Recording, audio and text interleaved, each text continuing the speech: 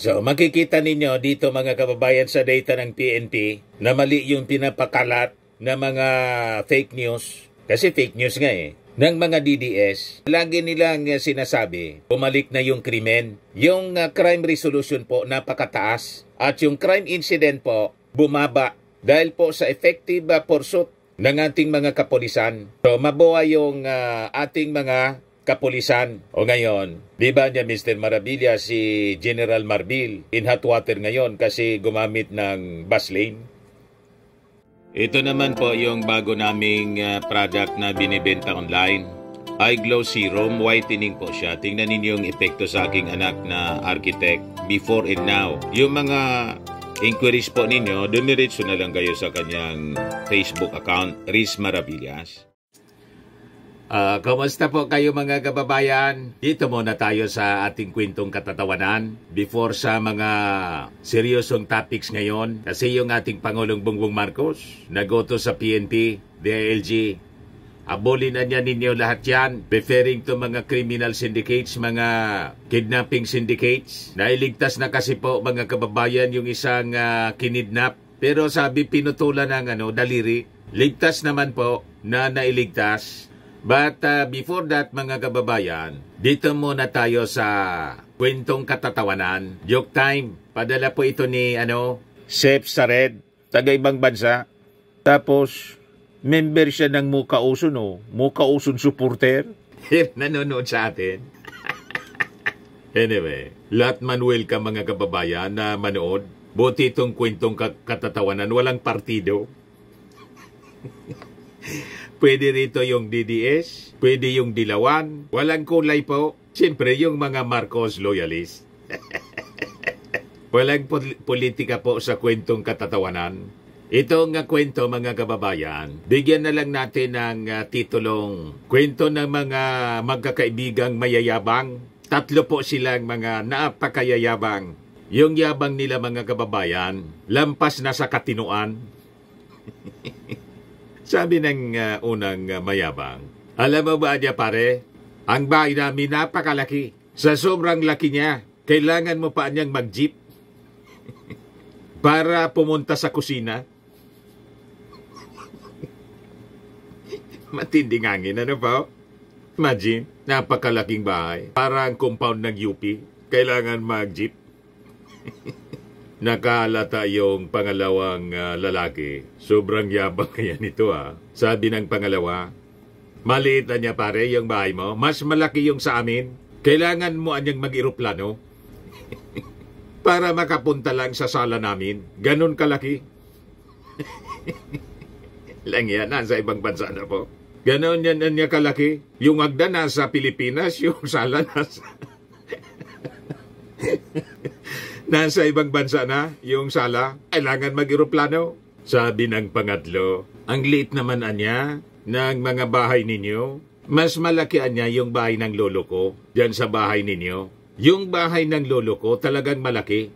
Pumasok anya siya doon sa kanyang bahay, 1972. Hanggang ngayon anya, 2025 na, hindi pa nakakalabas. Ganon na niya kalaki.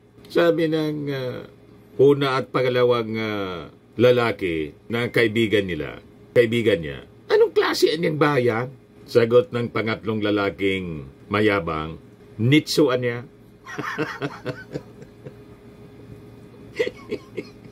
Pumasok yung kanyang lolo, mga kababayan, sa bahay niya. Permanente na pala yun. 1972, hanggang ngayon na niya, hindi pa lumalabas. Nitso, patay na pala. Kaya hindi lumalabas. Hindi na talaga yun lalabas pa. Permanente na po. So yan po mga kababayan, yung tatlong magkakaibigang mayabang. Ayos pa, dalawang joke yung padala ni Seth. Ito pa yung pangalawa niyang joke. Ito naman contest. Patagalan po sa loob ng kuweba. Sa loob ng kuweba, may kambing na napakabaho. Contest ito ng Amerikano, Indiano, tapos Pinoy. Pero siyempre, sa kwentong Pinoy, laging bida tayo. Tinawag yung Amerikano una, pumasok sa kuweba na may kambing na napakabaho. After 6 hours po, lumabas yung Amerikano. Hindi tumagal po sa baon ng kambing. Di kinaya yung amoy. Sunod yung Indiano, pumasok sa kuweba, isang araw. After 24 hours, lumabas din, di kinaya. Kahit yung Indiano kasing amoy ng kambing.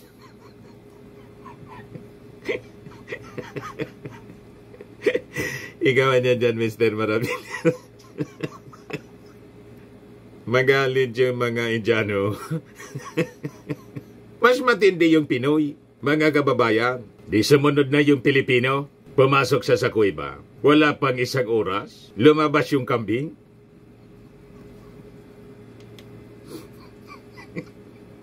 Hindi tumagal po. Yung kambingan hindi nakatagal sa amoy ng Pilipino. Matindi siguro po yung kilikili power. Maraming salamat. OFW pala siya, si Seth sa Qatar. Padala ko na lang po. Sabi niya, sa kamag-anak na lang daw niya siguro dito sa Pilipinas. Yung 200 sa GCash. Maraming salamat. Kasama ka na rin sa raffle for grand prize. At sa monthly raffle natin, 5,000. Sa grand prize, sa December po, 10,000 yung prize. Tapos may iba pa, third second prize. Tapos baka may mga consolation prizes pa rin tayong ipamigay. Ayos po, maraming salamat. Ang dami nang nagmi-message sa atin. Hindi ko pa po binubuksan yung mga interest ninyo. Magpadala lang po kayo. Ayaw ko kasing buksan kasi pag binuksan ko, hindi na siya naka-highlight. Baka makalimutan ko. Huwag kayong mag-alala. Mababasa ko rin yan. At pag napili natin, matik po 200 pesos. Para naman may pakonswelo tayo rito. Di ba? Dito na tayo mga kababayan sa ating topic. Yung ating Pangulong Bongbong Marcos may utos na talagang hindi niya tatantanan itong mga criminal syndicates. At based mga kababayan, sa utos ng ating Pangulo, habulin niya lahat. In relation ito mga kababayan sa isang kidnap for ransom. Mga Chinese na naman po. At may relasyon sa Pogo. Sabi sa presscon kanina mga kababayan, DILG Secretary, John Vic Rimulya, nang yung Pogo, ipa-stop ng ating Pangulong Bongbong Marcos, lumipat po sa kidnapping. Kaya maigpit yung utos ng ating Pangulo, habulin niya lahat yan, identified na daw po nila. At ang magandang balita, nailigtas po ng matiwasay yung biktima. At ngayon sa report ng PNP, yung crime rate natin po, bumaba ng around 22%. Kaya yung mga propaganda po ng mga DDS, sa bagay yung pinuno nila, sabi ni ES Lucas Bersamin, one-man factory ng fake news. So hindi totoo ang kanilang mga pinapakalat na mga balita. Disinformation po nga ang tawag na lumala ang krimen dito sa ating bansa. So ito yung press con kanina. Press briefing ni Secretary Rimulya, John Vic Rimulya po ng DILG. Ang utos daw ng ating Pangulo, habulin nyo lahat yan. Yun ang utos ng ating Pangulo sa PNP. To pursue criminal syndicates according to Secretary Rimulya.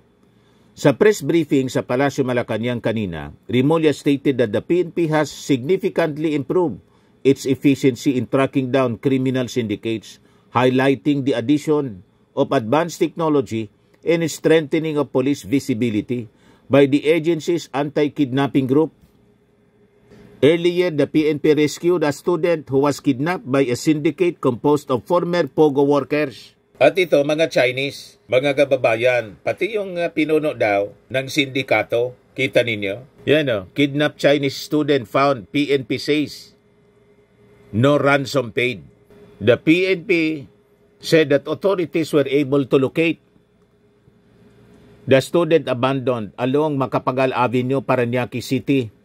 Kagabi po, February 25, the minor was safely recovered and immediately reunited with his father. He was then brought to the nearest hospital for a medical examination to ensure his well-being. Ito, pakinggan natin yung kwento, mga kababayan, press briefing ni Rimulya, John Vic Rimulya. 3:45 in the afternoon ay nagbigay alam ang magulang na ang anak nila na dismiss ng 2:40 p.m. ay hindi pa nakakauwi. Subsequently, nahanap ang abandoned Everest vehicle sa on-ramp, off-ramp ng southbound ng C5. After which, he was only considered a missing person but assumed to be a kidnapping case. The next day, Feb 21, sa Bulacan, San Rafael. Tagig sir, nag-report ng parents. Nag-report ang parents. Subsequently, sa San Rafael, Bulacan, nahanap ang isang vehicle na ando doon yung driver ng bata na murdered. Yung driver pinatay of pala? the child murdered inside Pinatay yung driver? In that vehicle, yielded information regarding the syndicate which was operating, which operates in this manner. Now, the contents of that include pictures, conversations, cell phone numbers, strategies, casings of how they would do the job. Now, the driver is already deceased, so he cannot be considered a person of interest. However, the vehicle where he was found yielded evidence. Subsequently, a demand ransom of $20 million was made. Natindi, $20 million. Ito po ay hiningi at tinanggihan ng magulang. Katapos po nun, nung Sabado, ay naglabas po ng video na yung bata ay pinuputulan ng daliri. Nung kinalingguhan, nagkaroon na naman ng conversation. Ito po ay humingi ang magulang ng proof of life. Yung proof of life ay pinakita yung bata na kumakanta ng paboritong awitin ng kanyang nakababatang kapatid. Kumanta yung bata, nakangiti naman, at nakita na, at mula sa video niya ay mukhang in good health. Nung Lunes ay nag-yield na ang AKG ng positive results out of the evidence found nang nagbiting na ng signal ang mga cellphone ng mga abductor. You have to understand that this group is very sophisticated. Yung tawag nila at kung nasaan yung bata ay magkahiwalay na lugar. Pero ang daming numerong naiwan doon. Kahapon, simula nung early afternoon, ay na-detect ang signal ng isang sasakyan na nanggaling doon sa listahan ng cellphone ng driver. Habang nangyayari yun, ay gumawa na sila ng hot pursuit operation. Let me make it clear na hindi nila alam kung anong sasakyan yan. Nakuha lang nila ang numero and they were tracing the signal. At approximately 8 p.m., they were a few hundred meters away from the cellphone na gumagalaw. And in that pursuit, a few minutes after, in the Parañaque area, may nakita silang isang bata na nakapajama na nakatayo sa gitna ng kalye na may benda ang kamay. The choice was pursuing the vehicle or securing the child. Obviously, ang AKG, inuna yung bata. Kinuha yung bata, dinala sa ama, at nireconcile namin lahat. Nag-identify naman, nakita na yung bata ay pinutulan ng daliri mula sa kanan. Kanan, mula dito sa dulo. Yung bata ay matapang, hindi siya umiiyak. Masaya nakita ang kanyang magulang. Pinakita ang ama ay nataranta. Dinala namin yung bata sa ospital. Nagkaroon ng maikling debriefing at ngayon ay nakahiwalay na yung pamilya. Let me make another point clear. The ransom demand went from $20 million to $1 million to no ransom being paid by the family. I would like to congratulate the AKG, the NCAPRO, for their vigilant efforts in chasing after this. This is a function of effective policing. Ginamit nila ang kanilang resources, lahat ng kanilang human resources, intelligence sources, para matukoy kung nasaan ito. Make it clear, hindi pa tapos to. Uulitin ko, ito ay resulto ng Pogo. We suspect na ang tinanggal ang biktima ay galing sa pamilya na nag-ooperate ng Pogo dati. We are definite na ang sindikato na nasa likod ng kidnapping ay former operators ng Pogo din. We are definite na ang perpetrators ay ginamit ang kanilang mga former bodyguards na awol na ngayon sa serbisyo ng AFP at PNP. Awol. So they're no longer in service. So we are sure that the syndicate is still here in the country. We will make sure that they will be neutralized at the soonest possible time. We will make sure that this kind of crime will not pay, at sisiguraduhin namin na ang katarungan ay mabibigay sa pamilya ng biktima. Let me make another thing clear. In this year, there have been 8 kidnap cases in the country. This year. 8. This is the 8th.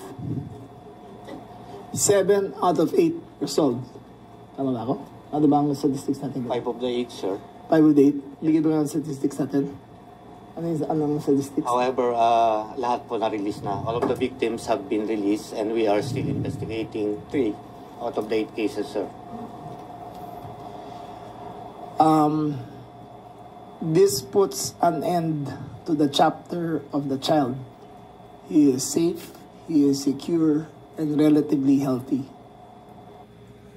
So, makikita ninyo dito mga kababayan sa data ng PNP na mali yung pinapakalat na mga fake news. Kasi fake news nga ng mga DDS. Lagi nilang sinasabi, bumalik na yung krimen. Yung crime resolution po napakataas. At yung crime incident po, bumaba. Dahil po sa effective pursuit ng ating mga kapulisan. So, mabuha yung ating mga kapulisan. O ngayon, di ba niya Mr. Marabilia si General Marbil in hot water ngayon kasi gumamit ng bus lane sa EDSA. Emergency pala yun mga kababayan na discuss rito. May negotiation na nga po yung PNP kasi kaya pala dumaan doon because of this emergency. Itong pagligtas dito mga kababayan sa kidnap victim.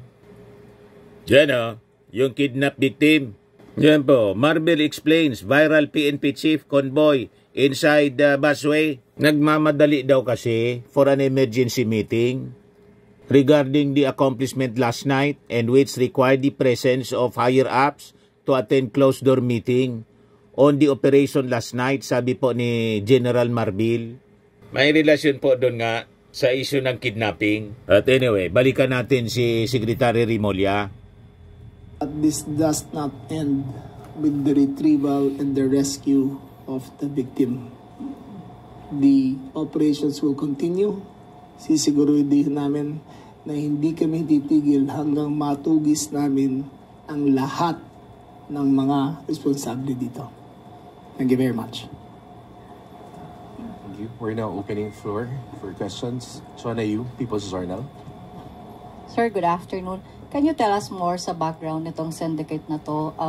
This is the first time na nasangkot sila sa kidnapping or involved din sila sa 8 cases na recorded ngayon sa PNP? Yes, first and foremost po, magandang hapon po sa ating lahat. Colonel Ragay po, the newly designated Acting Director of Anti-Kidnapping Group.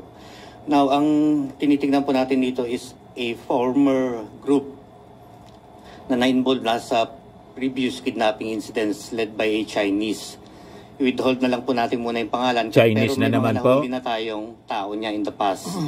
Particularly in 2003. May mga nakuha na po tayo, but there are those that are still at large. And may mga kasama po silang Pilipino. So, as our secretary has said po, ongoing pong effort natin, continuous follow-up operation, we do have identities that we are tracking as of now. But in this particular case, sir, may naaresto na po ba? Sa mga Wala pa po. suspect? Wala pa po. But as I've said, sinabi na rin po ng ating secretary, we know them and we are going after them po. And gaano, sir, kalawak yung operation ng sindikato na ito? Gaano sila kalaki, well-equipped? We have traced cases based in plan last year. Nakapag-operate po sila dito sa Metro Manila area up to Angeles City and hanggang farther north po. So basically, Luzon area po yung target nila. Mostly Chinese po ba? And Mostly foreigners. Opo. It is mostly Chinese against Chinese and one Korean. Kung may naalala kayo na video na lumabas last year na may binaril sa isang restaurant na isang Chinese to Chinese na may kasamang babae, tapos binaril sa Makati, yung bumaril ang main suspect namin dito. Maricel Halili, News 5. Magandang hapon po. Sir, paglilinaw lang, kanina nasabi po ninyo na from 20 million bumaba sa 1 million US dollars to no ransom. So ano po yung nangyari? Bakit There was, ano sila napapayag? There was never no ransom. Malapit na, alam nila na malapit na silang mahuli. And para ma-divert ng attention na hindi sila makuha. Kasi ano to hot pursuit It wasn't, walang entrapment, walang checkpoint sa harap, walang CCTV camera. It was an instantaneous 10-minute decision to chase after the signal. Nung nahuhuli na, ay nakita na lang yung bata. So it was a choice between one vehicle securing the child or one vehicle going after the perpetrator. In this case, ang decision ng AKG ay kunin na yung bata at siguraduhin na safe na siya. Pero I understand possible na may involvement sa Pogo. Pero nalinaw na po ba natin ano kaya yung naging motibo for kidnapping the... It's just money. Ayun lang talaga. There's no revenge. There's no revenge. Crime syndicate lang talaga. Ivan Medina, GMA7. Ito na search ko yung minimin ni Secretary John B. Crimolia na Chinese. Yan wanted siya. Mga kababayan, yung sa Makati shooting incident po ito Yung babae yung pinatay. And report ng Inquirer 2 million reward up for arrest of Chinese suspect in Makati Aristo shooting. Ito yung sinasabi ni John B. Rimulya, Secretary Rimulya, na tinutugis nila kasi kilala na nila. Balikan natin mga kababayan yung press con. Process makuna ng fingerprint, DNA samples, and various IDs po na nakuha. And matching that with, of course, the information extracted from the cell phones, kaya po nasabi ng ating mahal na sekretary na we know them and we are going after them. So they got sloppy, sir. I mean, Yes, sir. Ano yan isipin mo, sir, kung kahit sinong kriminal, hindi siya mag-iiwan ng trace. Kasi kahit nagmamadali. dapat maintindihan na ang AKG natin ay equipped with the latest equipment to trace the criminal elements. Nung nakalata sila na sila ay nahabol na, I think they had, sa palagay ko lang, they had a 2-minute window to extract and to transfer, to leave to another vehicle. Kaya naiiwan yan. Same with the vehicle in C5, iniwan yun doon, tapos umalis kagad. Yung pinag-alisan na yun, iniwan kagad sa San Rafael, lumibat na naman sa sakyan. Ang AKG kasi parang, they're equipped with all the surveillance equipments. So, ang means to access the signal ay madali para sa kanila. Alam natin na Chinese to Chinese ang crime na to dahil ang communication ng magulang sa kidnappers ay through WeChat. Through WeChat sila. At Chinese ang kanilang usapan. Chinese to Chinese. So, nakikita nyo talaga na hindi to Philippine enterprise. Talagang it is a criminal gang as a offshoot ng remnants ng Pogo operations dito. I believe nagkaroon kayo ng meeting kanina ni Pangulong Marcos. Any directive coming from the President about this incident and other directive aside from these cases, meron pa bang ibang directive in relation with the anti-crime campaign? Well, in full knowledge kasi ang EKG at ang NCRPO at ang buong police force sa sindikatong to, we know the members, we have knowledge kung saan sila nakatira, saan silang hideout nila, saan ang safe house nila. So expect that in the next few days ay mag-intensify kami ng drive para mahuli sila lahat. Secretary, doon sa tanong ko na may directive ba sa inyo si Pangulo?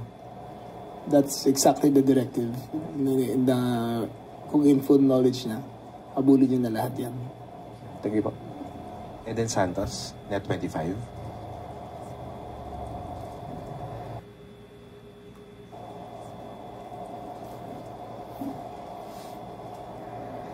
Sir, ito pong 8 kaso na ito, maituturing ba nating malinaw na halimbawa na lumakas ulit yung loob ng mga kriminal para gumawa ng mga ganitong heinous crime dito po sa bansa? Hindi naman. Nakikita lang natin actually na gumagaling ang PNP sa solution efficiency nila sa mga kasong ganito. Sa mga dati, tumatagal to at madalas ay nauuwi sa namamatay ang biktima o nagbabayad ang mga pamilya. Ito sinigurado namin na ni piso walang ilalabas. We ask them for patience hanggang makuha namin yung bata. We have all the tools necessary to fight kidnapping, but the biggest tool of all is the cooperation of the families. Yan ang pinakakailangan namin. Medyo kapuna-puna lang po yung medyo dinidiin nilagay yung Pogo involvement, po nung ilang mga kaso ng kidnapping and iba't ibang crime. Ito po ba ay may tendency na isisi sa past administration since sa kanilang pamumuno po pamamahala nagkaroon ng mga Pogo dito sa bansa? We have no aspersions to that effect. Ang sabi lang namin ay galing sa Pogo. So, for wherever they came from, whoever gave their licenses is immaterial to us. What is material is where they came from, who they are, what they used to do, and what they are doing now. Thank you po. At Domingo, ABS-CBN. Sir, good afternoon. Sir, you mentioned that some of the kidnappers or those involved in it are former members of the AFP and the PNP. How many former members are we talking about? We have to keep that confidential as of now. But we know who they are. The list is there. Pero hindi pa namin pwede ilabas. Sir, all of them are AWOL. I cannot give a number either. I'm sorry. All right. Sir, may we confirm if this is the emergency that Marbil was talking about when he or his personnel used the EDSA busway? Is this the kidnapping case, the emergency meeting that he was pertaining to? I was not with General Marbil at that time, so only he can answer that. Sir, but in an interview, he said that you will be the one who will answer what emergency he was pertaining to. He was quoted in several articles. Okay. He was aware of the operations. We were in constant communication. I asked him to appear. So, kung ano naman ang methodology niya para papunta ron, let me make it clear, I did not give instructions to violate any traffic laws to get there. But he was aware of the emergency. Sir, moving forward, what is your directive for PNP officials, especially high-ranking officials, with regard to the use of the EDSA busway or on how to classify emergency situations? Kapag po ba nagpatawag kayo ng meeting na madalian, would that be already constituted as an emergency in the future? Let me make it clear. Kahit ako, hindi ako gumagamit ng busway. We have a firm agreement with the MMDA that there is a zero tolerance policy. Now, in case of this, kay General Marbil, if that were the case, because I wasn't aware of yung until after, hindi naman ako informed, pero he was aware of the emergency. Last from my answer, you mentioned a zero tolerance policy. What sanctions will be imposed against PNP officials, whether in that incident or in future incidents, na magbabiolate sa EDSA busway policy? Well, number one is the regular policy, but number two, it will be investigated as whether it is an abuse of authority or not. You have more questions? So yun na mga kababayan. So makikita ninyo dito ang crime solution efficiency. Mataas yung crime solution efficiency ngayon. Sabi ng ating DILG Secretary. Basag yung mga propaganda ng mga fake news peddlers. At itong ating programa mga kababayan, atid sa inyo nitong ating mga sponsors. Firmax Firming and Lifting Cream. Pinapay po sa mga pulses in affected area. Mainam po ito sa mga pains at paninigas ng mga kaso-kasuan. Ito sa mukha naman yung application, anti-aging, Automax po siya. Ito ay Glow 60 mga kababayan. Whitening po siya. Made in South Korea. Ito naman po, Ningxia Red Mix Fruit Drink. Gawa po siya sa goji berry. May anti-cancer properties po siya. At sa mga naghanap po ng malinis and spacious fitness gym, pumunta lang po kayo sa aming Colossal Fitness Gym. May Grab car rental din po kami. At bills payment po sa aming office. At saka sa mga mahilig po sa mga imported bags, manood po kayo sa live selling ni Madam Aileen Rosales sa kanyang Aileen Closet po. Pati mga shoes, ito yung kanya po. Ito yung kanyang page. Kita ninyo, napakagandang mga online selling po siya. Si Madam Aileen Rosales. At cellphone number niya po, 773-798-7816.